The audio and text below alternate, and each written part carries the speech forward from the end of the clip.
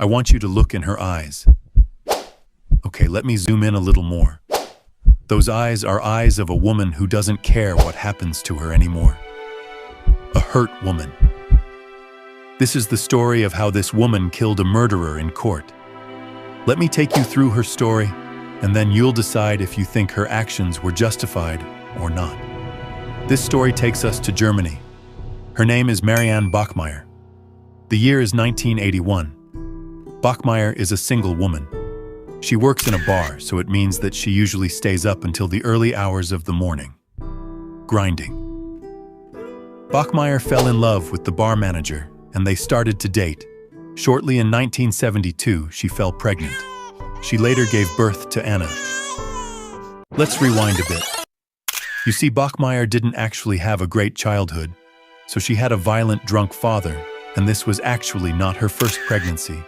She had fallen pregnant before at the age of 16 and 18. She felt like she was very young to care for a life and gave her babies up for adoption. But this time, Bachmeier felt she was old enough to do it. She is finally going to be a responsible parent, and she had her boyfriend nearby. Or so she thought. The bar manager broke up with her shortly after her pregnancy, and now she was a single parent again. She owned up to her actions, kept her pregnancy, and continued to work at the bar. Anna would usually spend a lot of time with her mom at the bar, sleeping in the back room as she finished her shift.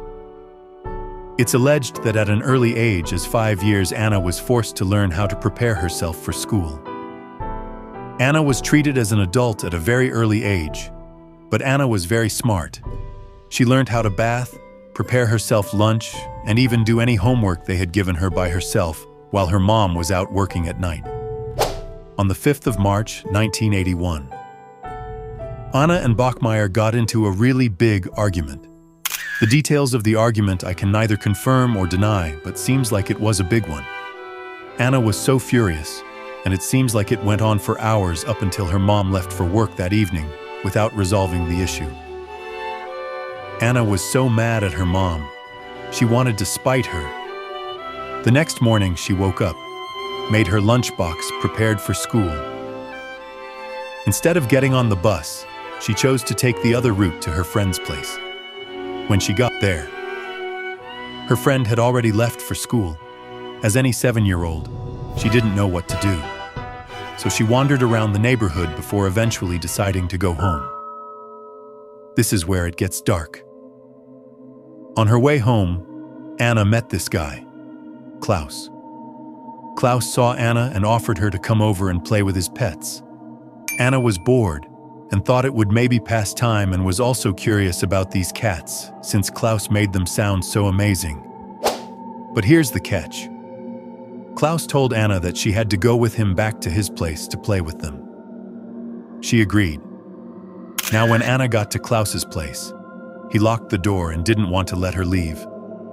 What he did to her, I don't want to get into more detail about it, you can already imagine. Eventually, after several hours of abuse, Anna's 7-year-old body couldn't take it anymore, and she passed away. What a f***ing psycho. So Klaus put Anna's body in a card box, put it in the back of his car, and dropped it near a lake. Went back home, told his girlfriend about it during supper. Klaus's girlfriend was baffled and called the cops on him. He was arrested a couple of hours later and was in custody for over a year before his trial started.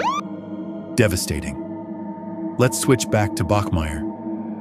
Imagine how she felt when she learned about this. She became depressed.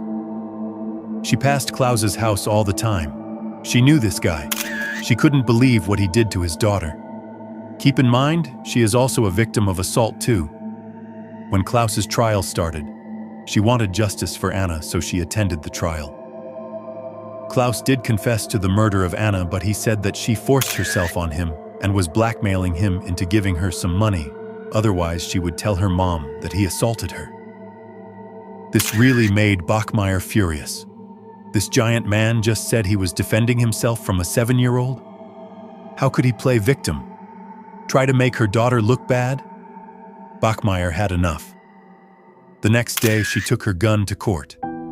When she got there, she saw Klaus.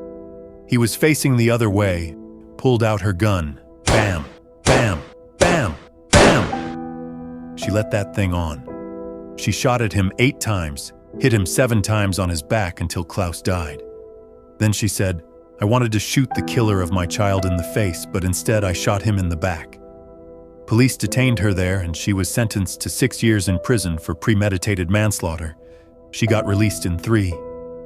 Bachmeier would go on to live until her late 40s, until she passed away due to pancreatic cancer. Here's the question: was her action justified? If someone killed your child in such a horrible way, would you do the same?